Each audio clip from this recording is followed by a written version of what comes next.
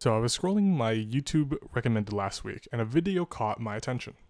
The video was made by a user named SoLegendary, and the video claimed to have made and released a Minecraft RTS mod.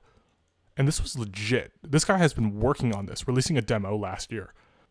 And as a StarCraft enjoyer, I had to try it for myself. Alright, so I booted it up for the first time, and there's this epic music playing in the background, and this already looks insane, so we're just going to create a new world. So after pressing single player, I named my world Reign of the Nether, and we jumped right in. Alright, so I'm finally loading. Wait, what? So yeah, it turns out you actually spawn into a world. You don't instantly go into RTS mode, which surprised the heck out of me. But that aside, I picked the villager faction to start off, got my 3 workers, and tried to find a place to start my base. So each faction has a capital building that serves as the heart of your base. You only get one, and it should be defended at all costs. Each capital building should be placed near a forest, and also a reliable source of ore. These are the resources that you're going to need to build up your armies and your cities. Meanwhile, I finally found a good place to start building my capital, and listen to how satisfying this is. Our town hall. Oh my god! That's... Do I not have enough iron? Oh no, okay. Oh, that's so satisfying to listen to. Listen to that.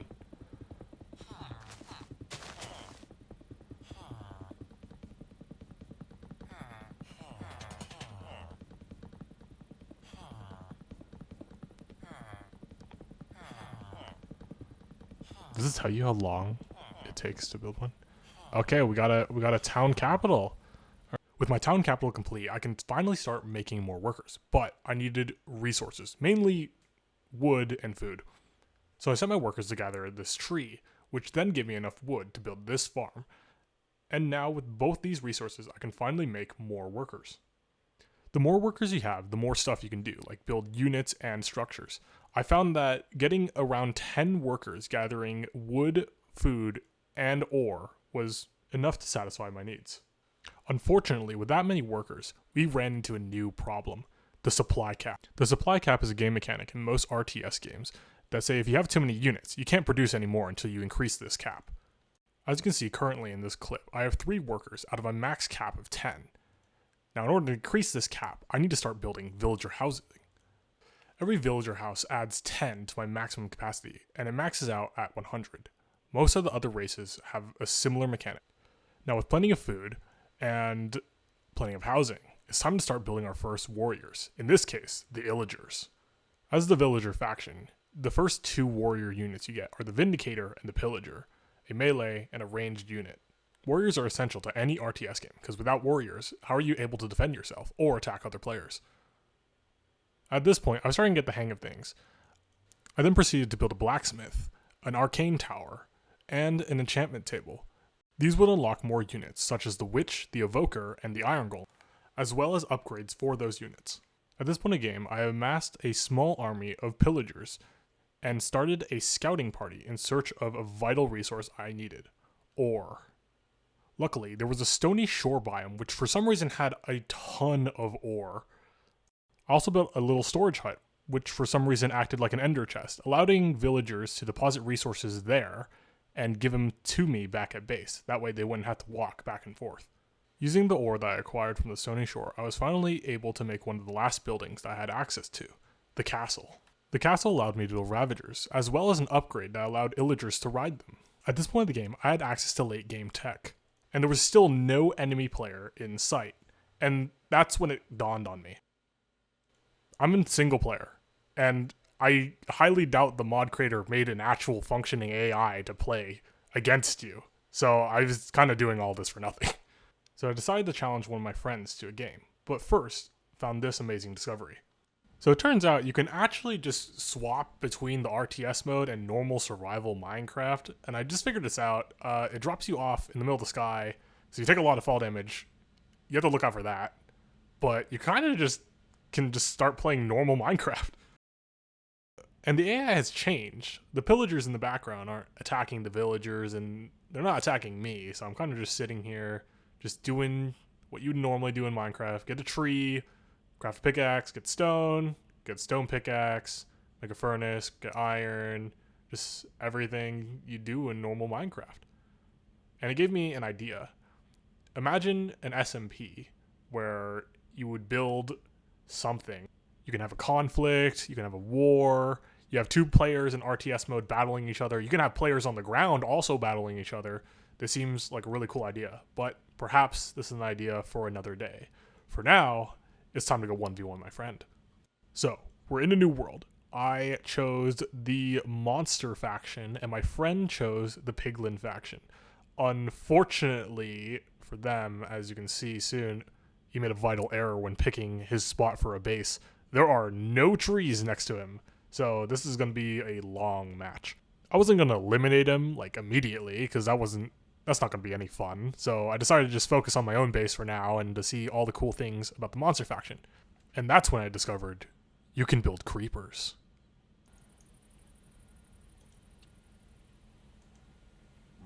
Hello there. Just creeping around. I then proceeded to micro this creeper around his base for about 6 minutes. It was pretty funny.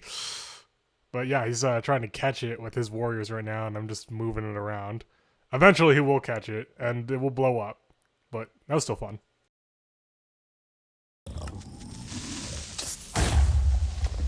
So yeah, after that, I went back to my base, and I discovered something interesting about the monster faction. Originally, I thought the 3 factions were all going to be the same, and they wouldn't have any unique differences besides the units being swapped around, but turns out I was wrong. Turns out the monster faction actually has to worry about the day and night cycle. It's kind of obvious when you think about it now. The monsters, like your zombies and skeletons, will burn in daylight, but also spiders and creepers will only move at about half their speed when it's daytime. Now, thankfully, around my capital building, in a 60-block radius, it will constantly be night, meaning my units will not burn. Whatever time it is, it would just always be night. Unfortunately, this only reaches out 60 blocks. And now I need to figure out a way to make it nighttime more consistently outside of my base. Otherwise, I risk my units burning in the daylight. Luckily, the monster faction has such a building called the Stronghold. Using the Stronghold, I can now extend my eternal night another 60 blocks-ish, and I can also produce wardens, which that's actually pretty cool. Also, around the same time, I discovered that I can make charge creepers. So, we're doing this again.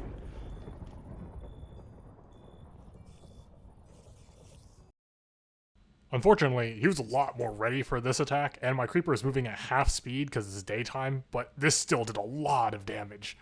At this point, my friend was tired of being attacked by lone creepers, so he sent a counterattack using a lone hoglin that was quickly dispatched by my watchtower that had several skeleton strays sitting on top of it. As a counterattack, I sent my warden after him, and then it proceeded to get stuck in this hole for the rest of the game. At this point, this game was getting really long. Like, this game was 2 hours. I built a forward outpost right on top of him in hopes of, I don't know, advancing the game somehow.